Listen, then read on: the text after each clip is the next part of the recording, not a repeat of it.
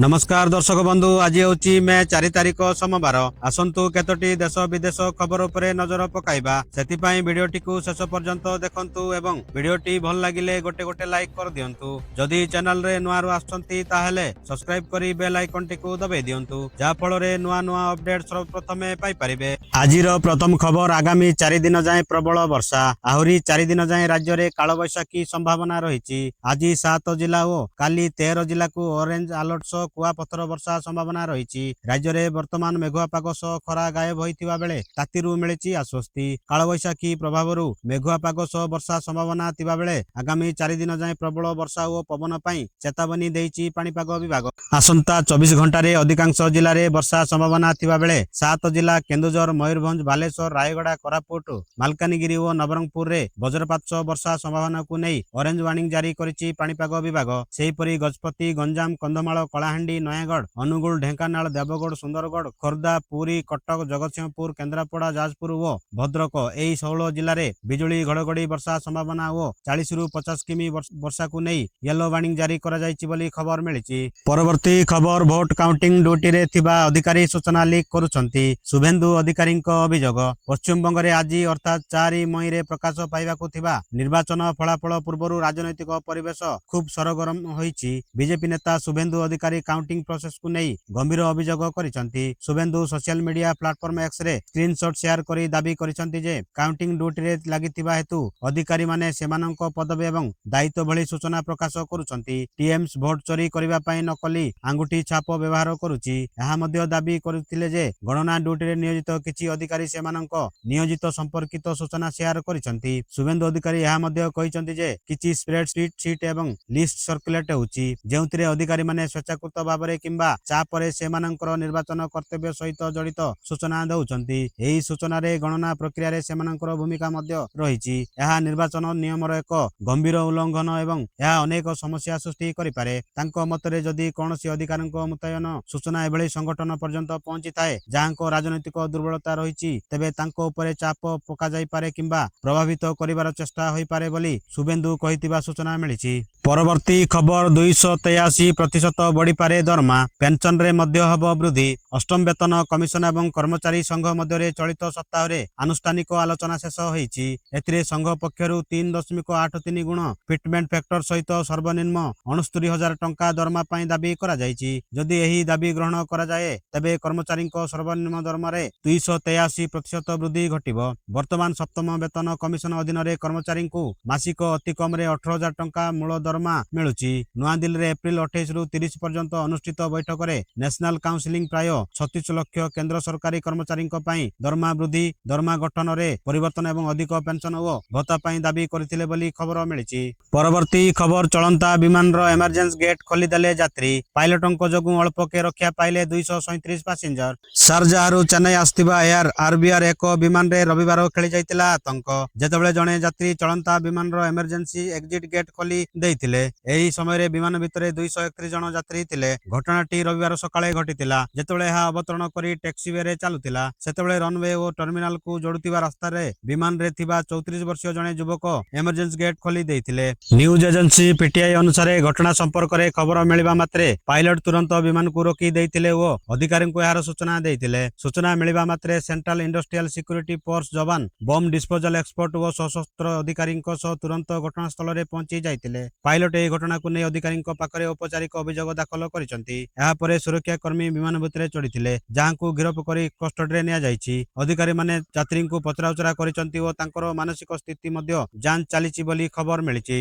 परवर्ती खबर मातिचंती साइबर शैतान गोटे क्लिक रे अकाउंट कर दउचंती खाली। मातिचंती साइबर शैतान गोटे क्लिक रे अकाउंट होई जिवो खाली। अदृश्य ठकं को धरिबा पुलिस पई होईछि चैलेंज। एबेले एक साइबर ठकामीर शिकार होईचंती जगतसिंहपुर जिल्लार गणेश्वर परिडा। वृंदावन बुलिबाकू जाइतिबा बेले तांको अकाउंट रु 1 लाख टंका कटि जाइतिला। 25,000 टंका लेखाएं 4 थर 1 लाख टंका एक समय भितरे अकाउंट रु कटिथिबा मोबाइल रु से जानिबाकू पाइतिले। निकटस्थ थाना रे जणाइतिला बेले निज अंचल थाना रे अभियोग करिबाकू से कहितिले। वृंदावन रु फेरी पारादीप थाना रे पहुंची थिले गणेश्वर। पारादीप थाना पक्षरु जगतसिंहपुर साइबर थाना को जिबाकू कुआ जाइतिला। साइबर थाना पक्षरु 2 लाख टंका रु ऊर्ध्व टंकार ठकेई उपरे अभियोग पत्र रखा जाउतिबा सुनी शेषरे निराश होई ऑनलाइन चोरिया रे अभियोग करिसंती। जगतसिंहपुर ठारू नूतन साइबर और अर्थनैतिक अपराध थाना रे अनेक अभियोग पत्र ଦାଖଲ ହୋଇଥିଲେ ସୁଦ୍ଧା ମାମଲାର ଅଗ୍ରଗତି ହେଉନଥିବା ଅଭିଯୋଗ ହୋଇଛି।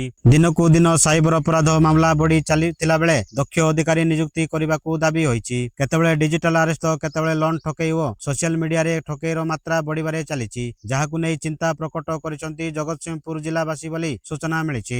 ପରବର୍ତ୍ତୀ ଖବର ଗଣତି ପୂର୍ବରୁ ମମତାଙ୍କ ବଡ଼ ଦାବି, କହିଲେ 200ରୁ ଅଧିକ ଆସନରେ ଜିତିବୁ। ଆଜି ପ୍ରକାଶ ପାଇବ ପଶ୍ଚିମବଙ୍ଗର ନିର୍ବାଚନ ଫଳାଫଳ। ଏହା ପୂର୍ବରୁ ପ୍ରକାଶ ପାଇଥିବା ଏକ୍ଜିଟ୍ ପୋଲ୍ ସର୍ଭେ ବିଜେପି ସପକ୍ଷରେ ମତ ପ୍ରକାଶ କରିଛି। ଦିଦିଙ୍କ ସରକାର ଅନ୍ତ ଘଟୁଥିବା ବେଳେ ବିଜେପି ନୂଆ ସରକାର ଗଠନ କରିବ, ତେବେ ଏହାକୁ ଟିଏମସି ଖଣ୍ଡନ କରିଛି। ଗଣତି ପୂର୍ବରୁ ନିଜର ଏଜେଣ୍ଟକୁ ସମ୍ବୋଧନ କରି ମମତା କହିଛନ୍ତି କି ଏକ୍ଜିଟ୍ ପୋଲ୍ ଅବାନ୍ତର, ଏହାକୁ ବିଶ୍ୱାସ କର ନାହିଁ। ଏହା ଷ୍ଟକ୍ ମାର୍କେଟକୁ ବଞ୍ଚାଇବା ପାଇଁ ଏଭଳି ପ୍ରକାଶ କରାଯାଇଛି। ମତ ଗଣନା ପୂର୍ବରୁ ମମତା ଭର୍ଚୁଆଲ ବୈଠକରେ ଯୋଗ ଦେଇ କାଉଣ୍ଟିଂ ଏଜେଣ୍ଟଙ୍କୁ କହିଛନ୍ତି କି ଆମେ ବଡ଼ ବ୍ୟବଧାନରେ ବିଜୟ ହାସଲ କରୁଛେ। 200ରୁ ଅଧିକ ଆସନରେ ଟିଏମସି ଜିତିବ ବୋଲି ଯୁକ୍ତି ବାଢିଛନ୍ତି ମମତା। ଏହା ସହ ସେ କହିଛନ୍ତି କି ସେମାନେ ଗଣତିରେ ଖେଳ କରିବେ, ଆମେ ମଧ୍ୟ ଦେଖିବା ସେମାନେ କେତେ ବଡ଼ ଖେଳାଳି। ଆମ ପାଖରେ ମଧ୍ୟ ଖେଳାଳିଙ୍କ ଅଭାବ ନାହାନ୍ତି, ଆମେ ମଧ୍ୟ ଗଣତିରେ ଖେଳ କରିବୁ। ଏଜେଣ୍ଟଙ୍କ ମମତା ପରାମର୍ଶ ଦେଇଛନ୍ତି କି ଆପଣମାନେ ଅପରାହ୍ନ 2ଟା ପର୍ଯ୍ୟନ୍ତ ମତ ଗଣନା କେନ୍ଦ୍ର ଛାଡ଼ ନାହିଁ। ଯଦି କେଉଁଠି 200-300 ଭୋଟ ବ୍ୟବଧାନ ରହୁଛି ତାହେଲେ ପୁଣି ଥରେ ଗଣିବା ପାଇଁ ଦାବି କରନ୍ତୁ। ଏହା ସହ ସମସ୍ତେ ନିଜ ଘରୁ ଖାଦ୍ୟ ନେଇ ଯାଆନ୍ତୁ। ବାହାର ଖାଦ୍ୟ ଖାଇଲେ ଯଦି କେହି କିଛି ମିଶ୍ରଣ କରି ଦେଇ ପାରନ୍ତି। ଏହା ପୂର୍ବ ଦିନଠାରୁ ପାନ ଦରଜା ଛାଡ଼ନ୍ତୁ। ଏହା ସହ କାଳେ ଷ୍ଟ୍ରଙ୍ଗ ରୁମରୁ ଇଭିଏମ୍ ବଦଳାଇ ଦେବ, ଏଣୁ ଏହା ପୂର୍ବରୁ ଯାଇ ପହଞ୍ଚିବା ସହ ନଜର ରଖିବାକୁ ନିର୍ଦ୍ଦେଶ ଦେଇଛନ୍ତି ବୋଲି ସୂଚନା ମିଳିଛି। ପରବର୍ତ୍ତୀ ଖବର ଟି20 ମହିଳା ବିଶ୍ୱକପ୍। ହରମନପ୍ରୀତଙ୍କ ଅଧିନାୟକତ୍ୱରେ ଟିମ୍ ଇଣ୍ଡିଆ ଘୋଷଣା। ଇଂଲଣ୍ଡରେ ଅନୁଷ୍ଠିତ ହେବାକୁ ଥିବା ମହିଳା ଟି20 ବିଶ୍ୱକପ୍ 2024 ପାଇଁ ଭାରତୀୟ କ୍ରିକେଟ ଦଳ ଘୋଷଣା କରାଯାଇଛି। ଗତ ବର୍ଷ ପ୍ରଥମ ଥର ପାଇଁ ଦିନିକିଆ ବିଶ୍ୱକପ୍ ଜିତିଥିବା ଟିମ୍ ଇଣ୍ଡିଆ ହରମନପ୍ରୀତ କୌରଙ୍କ ଅଧିନାୟକତ୍ୱରେ ଏହି ବିଶ୍ୱକପରେ ଅଂଶଗ୍ରହଣ କରିବ। ପ୍ରଥମ ଟି20 ବିଶ୍ୱକପ୍ ଜିତିବା ଆଶାରେ ଏହି ଟୁର୍ଣ୍ଣାମେଣ୍ଟକୁ ଯାଉଥିବା ଭାରତୀୟ ଦଳକୁ 2 ବର୍ଷ ପରେ ଯୁବ ୱିକେଟ କିପର ବ୍ୟାଟର ୟସ୍ତିକା ଭାଟିଆଙ୍କ ପ୍ରତ୍ୟାବର୍ତ୍ତନ ହୋଇଛି। ଏକ ଦିବସୀୟ ବିଶ୍ୱକପ୍ ଓ ଷ୍ଟାର ଓପନର ପ୍ରତିକା ରାୱଲଙ୍କୁ ଫର୍ମାଟରୁ ବାଦ୍ ଦିଆଯାଇଛି।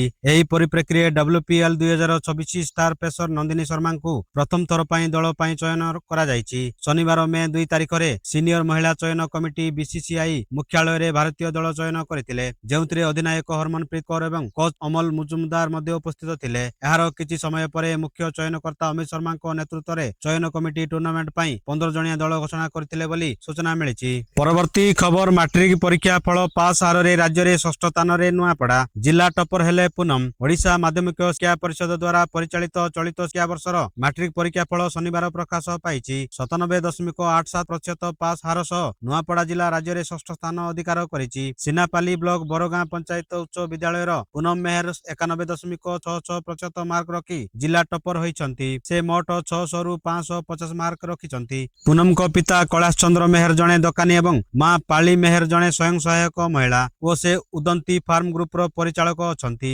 ଜିଲ୍ଲାରେ ମୋଟ 9,587 ଛାତ୍ରଛାତ୍ରୀ ପରୀକ୍ଷା ଦେବା ପାଇଁ ନାମ ପଞ୍ଜୀକରଣ କରିଥିବା ବେଳେ ସେଥିରୁ 184 ଜଣ ପରୀକ୍ଷାରେ ଅନୁପସ୍ଥିତ ଥିଲେ। ସେଥିରୁ 9,203 ଜଣ ଉନ୍ନତି ହୋଇଛନ୍ତି, ଯାହାର ହାର ରହିଛି 97.87%। ଜିଲ୍ଲାରେ A1 ରେ 13 ଜଣ ଉନ୍ନତି ହୋଇଥିବା ବେଳେ A2 ରେ 226 ଜଣ, B1 ରେ 1111 ଜଣ, B2 ରେ 2373 ଜଣ, C ରେ 2660 ଜଣ, D ରେ 2130 ଜଣ ଓ E ଗ୍ରେଡରେ 684 ଜଣ ପାସ୍ ହୋଇଥିବା ବେଳେ 200 ଜଣ ଫେଲ ହୋଇଛନ୍ତି ବୋଲି ସୂଚନା ମିଳିଛି। ପରବର୍ତ୍ତୀ ଖବର କାଳବୈଶାଖୀ ତାଣ୍ଡବ, ଉଡ଼ିଗଲା 160 ଆଜବେଷ୍ଟ ଛପର। କୋରାପୁଟ ଜିଲ୍ଲା ନନ୍ଦପୁର ବ୍ଲକ ଥୁବା ପଞ୍ଚାୟତ ସଦର ମହକୁମାରେ ରବିବାର ଅପରାହ୍ନରେ କାଳବୈଶାଖୀ ତାଣ୍ଡବ ରଚିଛି। ଝଡ଼ ତୋଫାନରେ ଏକ କୁକୁଡ଼ା ପାଳନ ଫାର୍ମର ଆଜବେଷ୍ଟର ଛପର ଉଡ଼ି ଭାଙ୍ଗି ନଷ୍ଟ ହୋଇଯାଇଥିବା ଫାର୍ମ ମାଲିକ ତଥା ଚାଷୀ ଜଗଦୀଶ ଖରା ଅଭିଯୋଗ କରିଛନ୍ତି। ପବନର ବେଗ ଏତେ ଜୋର ଥିଲା ଯେ ଫାର୍ମରେ ଲାଗିଥିବା 160ଟି ଆଜବେଷ୍ଟ ଉଡ଼ି ଯାଇ ଭାଙ୍ଗି ଯାଇଥିଲା। ଅନ୍ୟପଟେ ଫାର୍ମରୁ ସପ୍ତାହକ ତଳେ କୁକୁଡ଼ା ଗୁଡ଼ିକ ବିକ୍ରି ହୋଇଯାଇଥିବାରୁ ଚାଷୀ ଅଧିକ କ୍ଷତିରୁ ବର୍ତ୍ତି ଯାଇଛନ୍ତି। ବ୍ୟକ୍ତିଗତ ଗୋ ସୁଗମ ତଥା ମୁଖ୍ୟମନ୍ତ୍ରୀ କୃଷି ଉଦ୍ୟୋଗ ଯୋଜନାରେ ଋଣ ଆଣି ଜଗଦୀଶ ଫାର୍ମ ନିର୍ମାଣ କରିଥିଲେ। ବର୍ତ୍ତମାନ ଫାର୍ମର ସମ୍ପୂର୍ଣ୍ଣ ଛପ ନଷ୍ଟ ହୋଇଯାଇଥିବାରୁ ଆଗକୁ କୁକୁଡ଼ା ଚିଆଁ ଆଣି ପାଳନ କରିବା କଷ୍ଟକର ହେବ ବୋଲି ଜଗଦୀଶ ଚିନ୍ତା ପ୍ରକଟ କରିଛନ୍ତି। ପ୍ରଶାସନ ଏଥିପ୍ରତି ଦୃଷ୍ଟି ଦେଇ ସରକାରୀ ସହାୟତା ପ୍ରଦାନ କରିବାକୁ ସେ ଅନୁରୋଧ କରିଛନ୍ତି ବୋଲି ସୂଚନା ମିଳିଛି। ପରବର୍ତ୍ତୀ ଖବର ଗୁଜରାଟର ରୋମାଞ୍ଚକ ବିଜୟ, ହାରିଲା ପଞ୍ଜାବ। ରୋମାଞ୍ଚକ ମୁକାବିଲାରେ ଜିତିଲା ଗୁଜରାଟ। 4ଟି ୱିକେଟରେ ଜିତିଲା ଗୁଜରାଟ। 164 ରନର ବିଜୟ ଲକ୍ଷ୍ୟ ଥିଲାବେଳେ ଗୋଟିଏ ବଲ୍ ପୂର୍ବରୁ ଜିତି ନେଇଛି ଗିଲ୍ ବାହିନୀ। ସୁନ୍ଦର ଏବଂ ସାଇ ସୁଦର୍ଶନ ମ୍ୟାଚ ବିଜୟର ହିରୋ ପାଲଟିଛନ୍ତି। ଏହି ମ୍ୟାଚ ଜିତିବା ପରେ ପଞ୍ଜାବ ପଏଣ୍ଟ ଟେବୁଲ ଟପର ହୋଇଥାନ୍ତା, କିନ୍ତୁ ଏହା କରିଦେଇନି ଗୁଜରାଟ। 164 ରନକୁ ପିଛା କରୁଥିବା ବେଳେ ଦଳର ଓପନର ବ୍ୟାଟ୍ସମ୍ୟାନ ସାଇ ସୁଦର୍ଶନ ଅର୍ଦ୍ଧଶତକ ହାସଲ କରିଥିଲେ। ସେ 57 ରନର ପାଳି ଖେଳିଥିଲେ। ଗିଲ୍ ମାତ୍ର 5 ରନ କରି ଆଉଟ ହୋଇଯାଇଥିଲେ। ତେବେ ୱାଶିଂଟନ ସୁନ୍ଦର 40 ରନ ବିଜୟ ପାଳି ଖେଳିଥିଲେ। ସେପଟେ ବଟଲର 26 ଏବଂ ସିଦ୍ଧୁ 15 ରନ କରିଥିଲେ। ପଞ୍ଜାବ ପକ୍ଷରୁ ଅର୍ଷଦୀପ ଏବଂ ବୈଶାଖ କୁମାର 2ଟି ଲେଖାଏଁ ୱିକେଟ ନେଇଛନ୍ତି। ଗୁଜରାଟ ଓ ଟସ୍ ଜିତି ବୋଲିଂ ପାଇଁ ନିଷ୍ପତ୍ତି ନେଇଥିଲା। ପଞ୍ଜାବକୁ ବ୍ୟାଟିଂ ପାଇଁ ଆମନ୍ତ୍ରଣ କରିଥିଲା। ପଞ୍ଜାବ ପ୍ରଥମ ଓଭରରୁ ବ୍ୟାଟିଂ ବିପର୍ଯ୍ୟୟର ସାମ୍ନା କରିଥିଲା। ଦଳ 9 ୱିକେଟ ବିନିମୟରେ 163 ରନ୍ କରିବାରେ ସକ୍ଷମ ହୋଇଥିଲା। ଦଳ ପକ୍ଷରୁ ଶ୍ରେୟସ ସେଜଡେ ଅର୍ଦ୍ଧଶତକୀୟ ପାଳି ଖେଳିଛନ୍ତି। ଗୁଜରାଟ ପକ୍ଷରୁ ପ୍ରଥମ ଓଭରରୁ ପଞ୍ଜାବ ଉପରେ ଭାରି ପଡ଼ିଥିଲେ ମହମ୍ମଦ ସିରାଜ। ତେବେ ହୋଲ୍ଡର ଆଜିର ମ୍ୟାଚରେ ସର୍ବାଧିକ 4 ୱିକେଟ ନେବାରେ ସଫଳ ହୋଇଥିଲେ। ପଞ୍ଜାବ ପକ୍ଷରୁ ସେଜଡେ 57 ରନ୍ କରିବାରେ ସକ୍ଷମ ହୋଇଥିଲେ। ଆଜିର ଖବରଟିକୁ ଏଇଠି ରଖୁଛି। ପୁଣି ନେଇ ଆସିବି ଲେଟେଷ୍ଟ ଅପଡେଟ। ସେ ପର୍ଯ୍ୟନ୍ତ ବିଦାୟ ନେଉଛି। ଜୟ ହିନ୍ଦ, ଜୟ ଭାରତ।